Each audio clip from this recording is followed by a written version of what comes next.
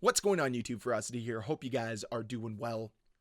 Black Ops 6 just topped the chart as the #1 selling game in the United States for January 2025. And this news led to some people running a little victory lap within this community, boasting about the success of the game, trying to invalidate all those haters that criticize the game on a regular basis, myself included. Saying that haters are just going to hate. This is clear indication that the game is thriving, right? Them being #1 on this list means the game is thriving. And I really wish that some people that want to boast about this game's success would look at these lists a little bit deeper, apply some critical thought to them, instead of being so naive. Honestly, I wish I could approach the Call of Duty franchise with that much naivete. My mindset would be a lot different, and this channel would be a lot different. But unfortunately, I'm not built that way.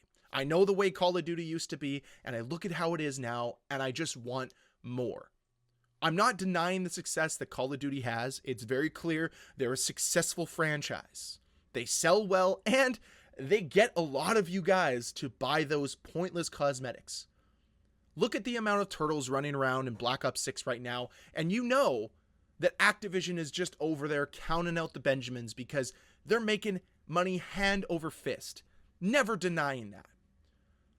But what we never know about these numbers is the actual numbers behind them. We just see a rank and we automatically believe, wow, that's amazing, that's awesome. But we don't know anything else. Did they outsell Madden 25 by like 2 copies? We don't know. Are they selling more copies of Black Ops 6 this year than Modern Warfare 3 last year? Are they selling more copies of Black Ops 6 in January than they did in December? We don't know. So just this blind ranking doesn't equate to immediate success.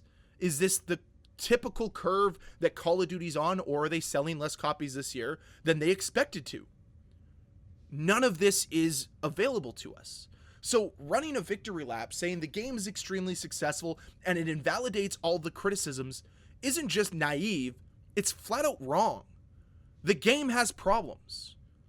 But guess what? A lot of the people that talk about the problems, myself included, already own the game.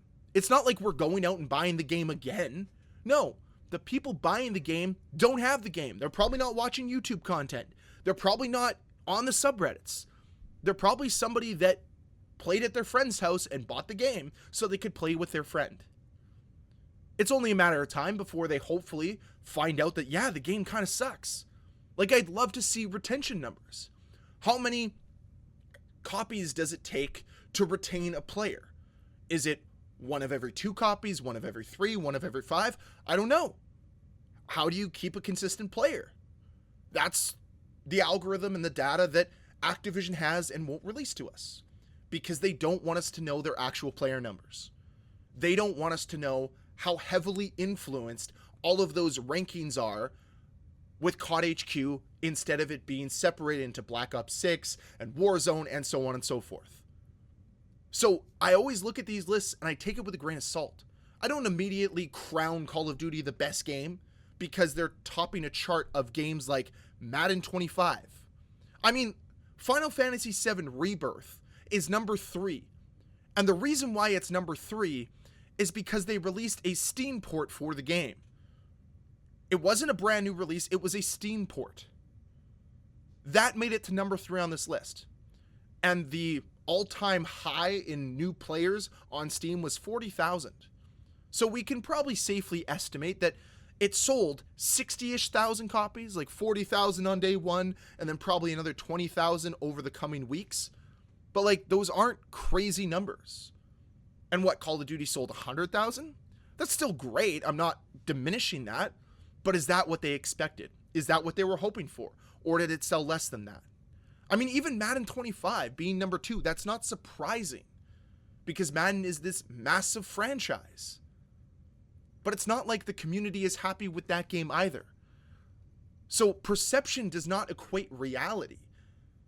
Yes, the perception of these games are negative within our echo chamber, within our small little community that's online, but these games are greater than all that.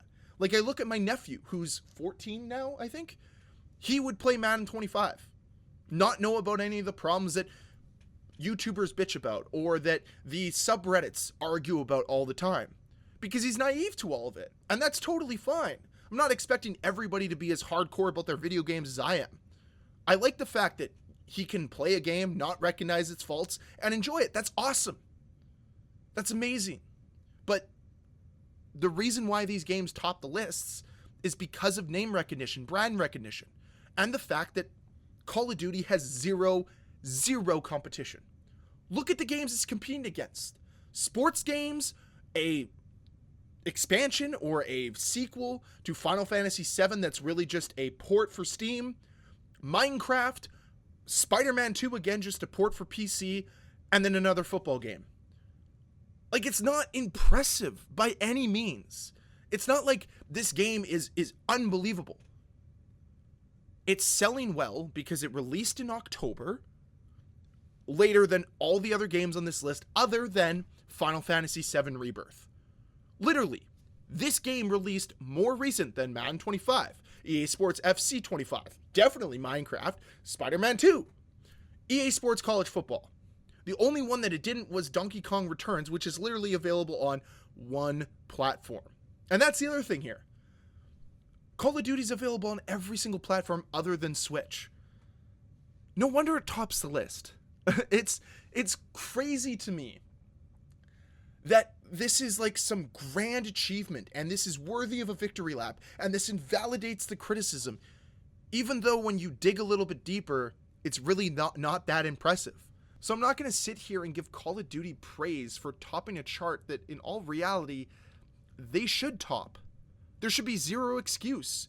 You have no competition. Unlike Madden, that actually has competition. Like, they actually have something else to go against. And it's also hilarious that they're the most recent game that's available on the most platforms. Like, yeah, Final Fantasy VII Rebirth, released on PC recently. That's why it is where it is. But, like, it's only available on PS5 and PC. It's not like it's available on every platform like Black Ops 6 is. And I just think it's super weird to always bring back this debate about the game dying. Like, tell me you're insecure without telling me you're insecure. It's okay. Call of Duty can lose players. It's fine. They're a big enough franchise. It'd be nice if they lost some more players. It'd be nice if less people played the game, less people bought it. It would really send a message to Activision to get their act together. But it's not happening. And part of the reason is because there's enough bootlickers out there that continuously ignore the problems and praise them at every single turn, and they have no competition. Their biggest competition is a sports game. That's it. That's hilarious. I'm just going to say what it is. It's funny that the number one game they compete against in 2025 is a sports game. It's not Battlefield. It's not GTA. It's not some other massive title. It's Madden. Another franchise that's in the dumps because, hey, look at that. A publisher doesn't care about it. Shocking.